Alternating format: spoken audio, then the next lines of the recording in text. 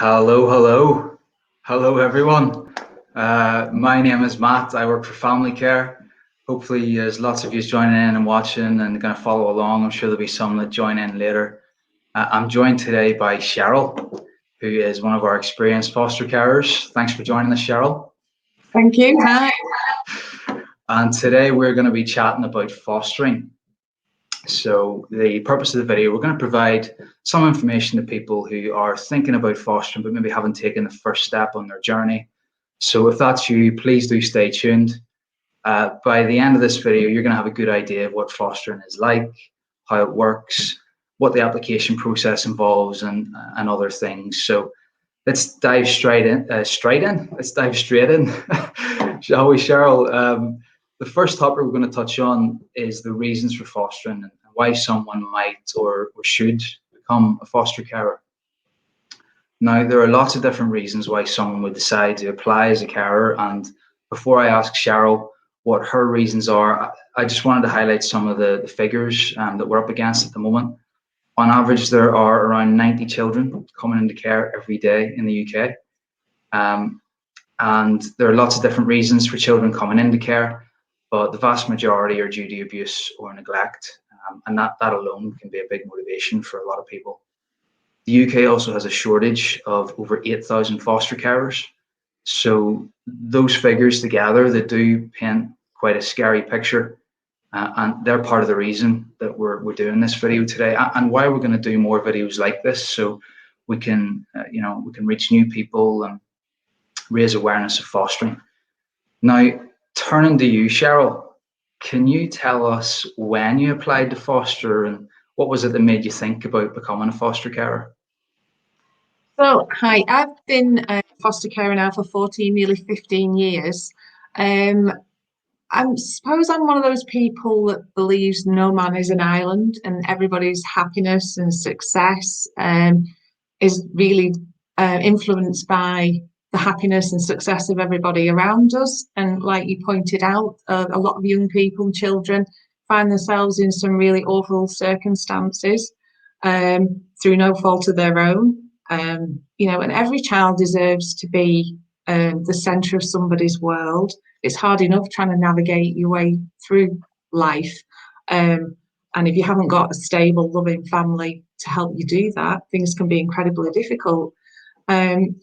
I met my husband when I was very young, and we had our own children really young. I'd had both my children by the age of 23. And I really, really enjoyed it. I never actually thought I was going to be a mum. I didn't ever plan to be a mum, but I really, really enjoyed it. And I felt that I had more to give, to another child at least. So we looked into fostering when our own children were really young. And we contacted the local authority and got some information. But my husband wasn't too sure at the time whether it was the right thing for us to do with our own children being very, very young. And perhaps we should concentrate a bit more on them. So I knew I wanted to work with children, young people. So I went down the teaching route, decided I wanted to be a teacher. But after graduating and starting a career as a teacher, I realised that the education system just wasn't for me, although I did really, really enjoy working with children and young people. So it was at that stage my husband said, why don't we have another look at fostering now? Our own children were 10 and 12. And so we contacted the local authority again, got more information about fostering and began the journey. Brilliant. And that was, did you say it was 14 years ago? Nearly 15 years ago now, yeah. Time flies, eh? Yeah, we were in our early 30s when we first started fostering, and I thought I was old then. Did you know other people that fostered, Cheryl, or were you coming in? No, we didn't. We didn't know anybody that had any experience of fostering. We had no idea what we had to do to become foster carers, if we were good enough to be foster carers, if we were doing a good enough job with our own children. We knew absolutely nothing at the start. But, once we started asking questions and finding out information, we realised actually for us it was going to be, I think, quite an easy journey to get there. And even though we did have some sort of things we had to deal with first, like we needed to move house because we were going to build an extension because we knew we needed spare bedrooms, but then when a house came available that we liked, so we needed to move house first. So our application process was sort of dragged out a little bit, but it was relatively easy. Okay, I mean, I've heard that so many times as well, you know, from people that I've spoken to over the years, maybe thought that, you know, they didn't know enough about fostering, or that you needed qualifications, or a lot of people maybe think that they're not good enough. So just to give people a bit of a summary on that, there are 3 requirements to apply to foster. You do need to have a spare bedroom. You need to be over 21 years old. There's no upper age limit for foster carers. And you also need to have British citizenship or indefinite leave to remain in the UK. Now, those are the only sort of hard and fast requirements, if you like. But the application and assessment process, it is very thorough, and it covers lots of other things. So things like a DBS check, which is your criminal background, also medical history, financial security. And that sort of brings us neatly on to our next topic, Cheryl, which is the application and the assessment process. Just a really quick summary on that for us. It normally takes 3 to 4 months or so to complete that process. As I said before, it is very thorough, but I'm sure you'll agree, Cheryl, it needs to be, you know, because, you know, you guys and foster carers across the UK, they're supporting some of the most vulnerable children in the country. Now, you've applied to foster with the local authority, Cheryl, and also with family care, so with an independent agency. So you've completed 2 fostering assessments, essentially. How did you find the process? Well, both times, local authority and with it relatively easy. You are sort of under the microscope a little bit. You do feel a little bit like that. It does require, you know, your assessor coming into your home on numerous occasions at different times. They almost have to become part of your family for a little bit to see how you work, how you tick, and everything else. The actual assessment, we thought it'd be quite painful, you know, digging into everything that we do and all our past and so on. But they found very interesting ways of getting the information from us without us feeling like we were being grilled or pressured. I can think of one good example is my husband, Andrew. He wouldn't have done this today. He's not one for chatting. I'm the talker, obviously, and don't let him get a word in edgeways. So they noticed that. So they asked Andrew to do a few little activities for them, and one was just to draw like a path of life, highlighting difficulties he'd had in his life, and then sort of drawing bridges and writing how he overcame those things. So, you know, even if you're not very good at talking, there are little ways of getting that information out, you know, information that's important. And some of the things that you think are going to be really important, like how much you've got in your bank account, is not really. It's more about your, you know, your life, your parenting style, your experiences and things like that, which most of us can talk about that relatively easily. So you feel like you're being really pressured, but it is quite in depth, and yeah, you do feel like you're sort of living with your assessor for a little bit. But it's not always a bad thing, because our assessors are really lovely and they've made it very, very easy for us. Brilliant, yeah. I mean, during that assessment, did you have discussions about matching as well, Cheryl? Sort of the age or the needs of young people that you were going to be caring for? We did have quite a few discussions about the type of children, the ages of children, and the things they've experienced that, you know, we might want to consider. And we had sort of an idea in our mind of the type of young people and children we would foster. For us, it was mostly young ones, because we wanted to raise our own children alongside fostering, and we didn't want them to be too close in age, to make sure our own children felt like they were, you know, getting enough attention, if you like, and they weren't shoved out or whatever. So we had this younger age group in mind, and we have fostered a lot of very young children and done adoptions and things like that, which has been wonderful. But we've also had older age groups too. The only thing that we thought we wouldn't ever be able to cope with would be learning disabilities, children and young people with learning disabilities, because we'd had no experience at all of looking after anybody with any form of learning disability.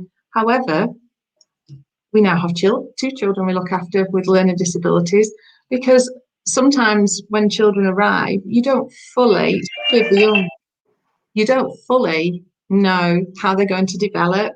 And as it happened, a couple of young people that we've had did end up having learning disabilities, and it's actually been the most rewarding experience for us. That's something that we crossed off the list of not being able to deal with. So yes, well, matching is very important. Matching is done far better by family care than it was by the local authority, and that's purely because family care as an agency know the families better. They understand what children may fit better within your family. Matching can be very important to the success of the fostering experience, but it's not something that it's hard and fast. You can, change like we've done, and change your idea of who you'd like to foster and who could fit in, and and it can work. Yeah, it's not a solid, it's not a concrete thing. Yeah, and that's something that I speak to a lot of potential foster carers about when they're making an inquiry. Matching is probably the most important part of fostering, and if you can get that match right at the start, it's going to be to the benefit of the young person and also to the benefit of the fostering family. So I'm glad to hear that you're happy with our process. We are very thorough on it, and better being safe than sorry, isn't it? I mean, that's not to say that the planets have to align, is it? Because by their nature, these young people that are coming in to care, they're coming in with maybe needs and behaviours that some carers find challenging, but we can do everything that we can to make sure that match is right. And you, Cheryl, like you said, you've cared for some different children, different age groups, different needs. I think this final topic is one that a lot of people are going to be interested in hearing about and hearing from you on. So, what is it like? What is fostering like for you? Right, it's every day is very different, and I always say it can be the best job and the worst job in the world all in one day, because you can have some incredible highs. Sometimes those very, very small achievements are massive, and it really, you really do have some fantastic highs, but also there can be some real low points too. For us, actually, it's not always the children and young people that are the most difficult aspect of fostering. Sometimes it's working with other professionals that we find difficult, and sometimes birth families too. So it's not always the day-to-day looking after the children and young people that we find challenging. Sometimes it is. Sometimes it is. Sometimes it can be other professionals that are involved that make things more difficult for you. The day to day, it's hard to say, because every child we've looked after is very, very different. It's like with your own birth children, if you have them, they are all very, very different. But it is an incredibly rewarding, I don't like to call it a job, but it kind of is a job, but life is a very rewarding life. Yeah. Yeah, I know it's a vacation for so many people, isn't it? And like you say, there's huge rewards there, but you're right, there can be challenges there. And I think that's a really interesting point that you raise.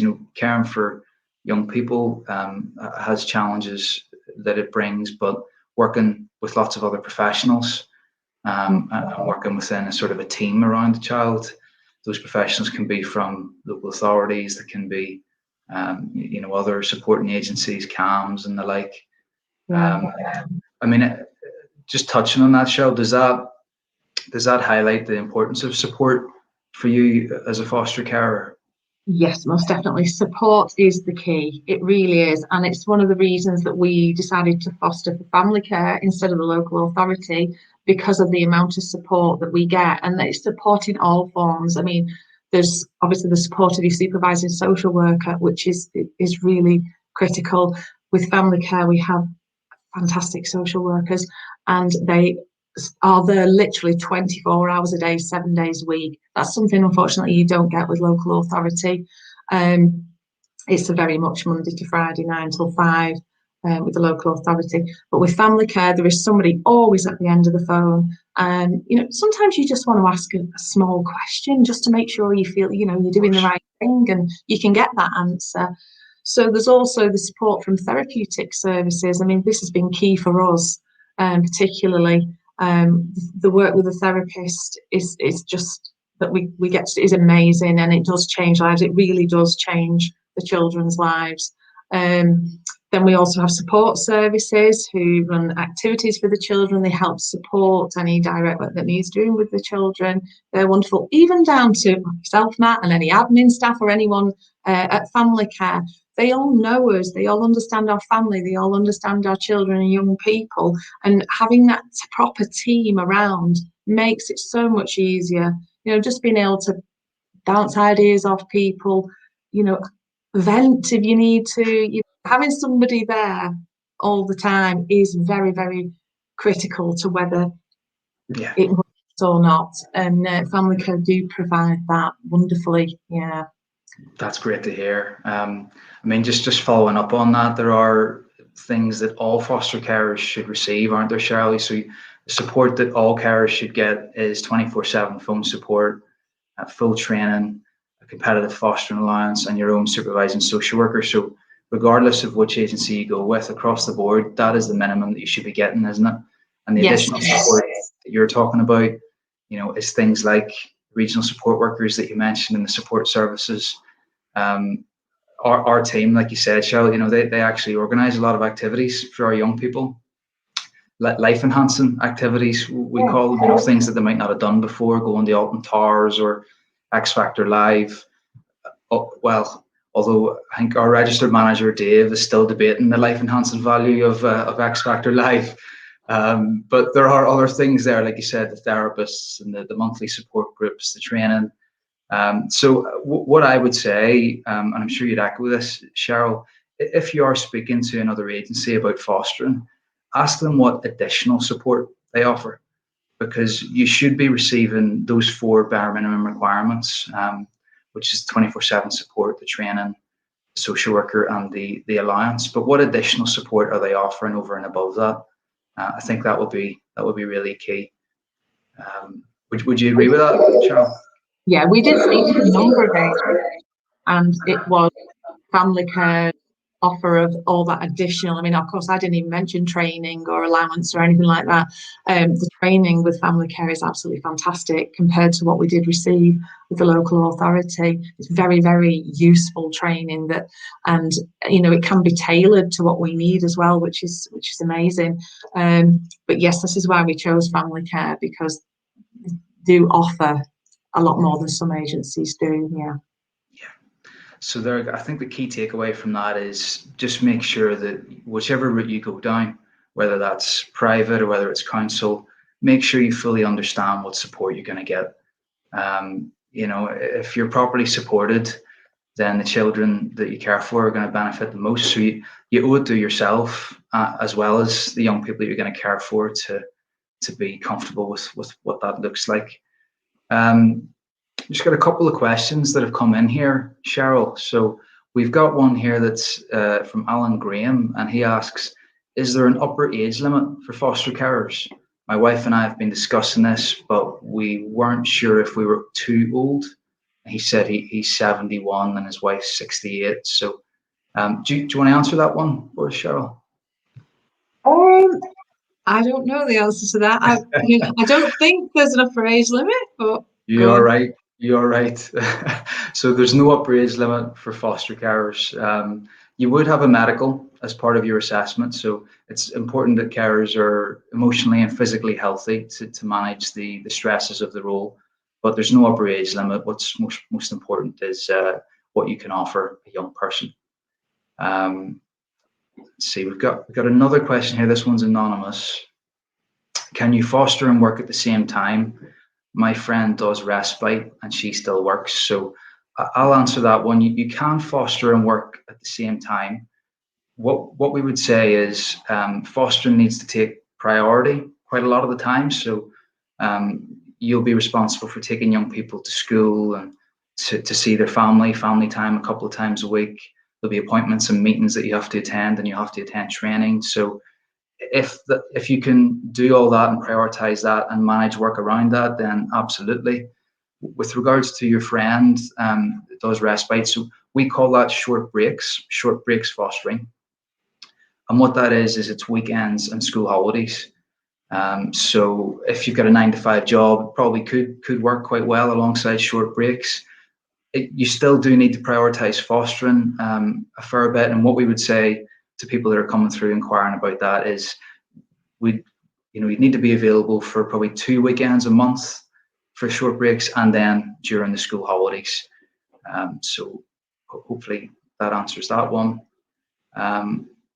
Got a question for you here, Cheryl. I think you did touch upon this a little bit earlier, but what's the hardest part of being a foster carer?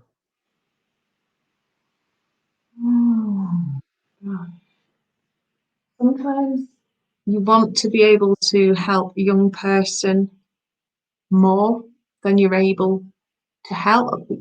Sorry, that's wrong. We are able to help young people, but sometimes you don't realize how much you're helping them. And sometimes I get frustrated with myself that I'm not able to do more for that young person to enhance their life. Although I probably am doing very well. It's just that I think I'm a self-critical person and I want to do better and better and better all the time. That's what I struggle with most. And apart from that, sometimes children's social workers can be the most difficult. Not our own from family care, but the social workers that the children have can sometimes present us with some challenges. So you have to be tough, I think, and be able to advocate well for your young people to get what they need. Social workers don't always get it right, unfortunately. So we have to be there to make sure that they do.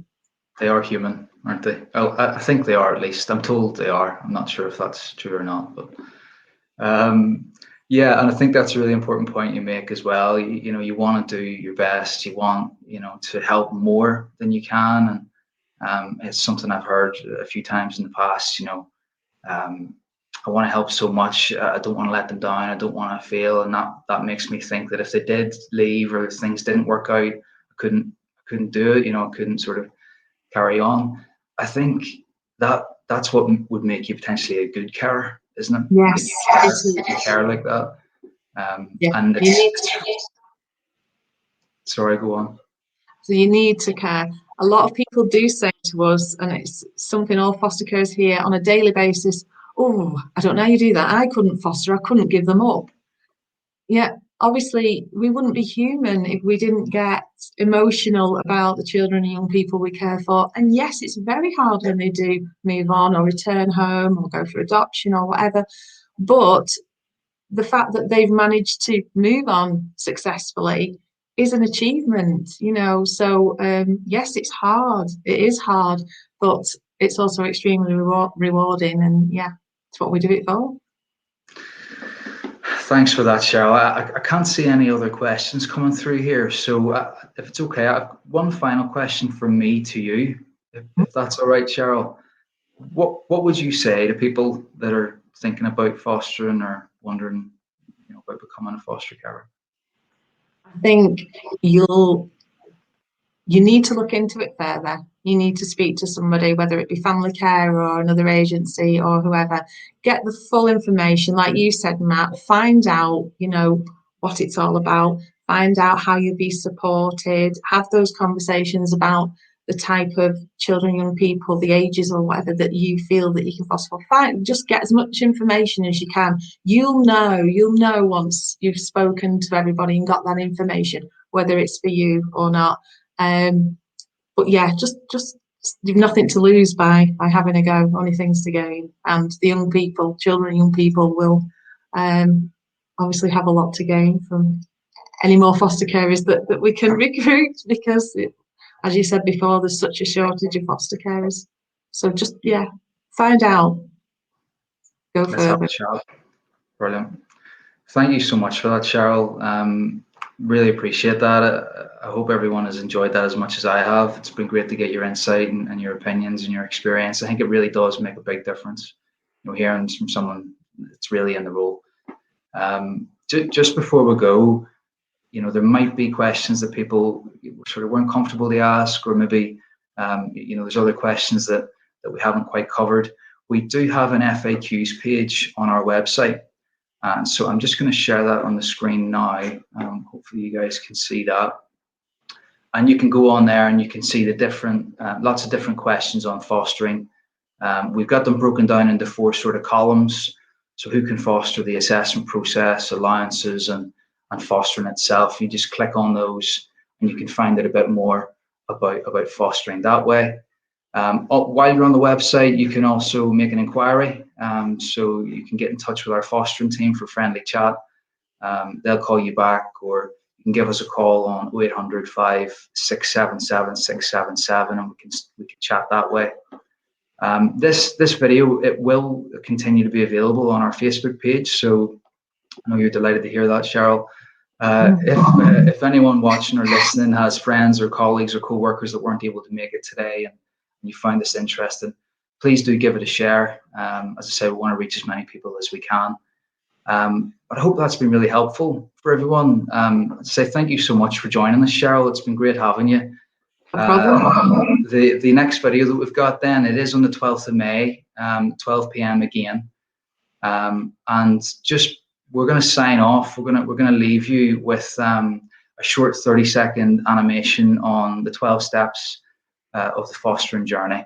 So thanks very much, guys. We'll see you on the next one. Thanks, Cheryl. Thanks, bye.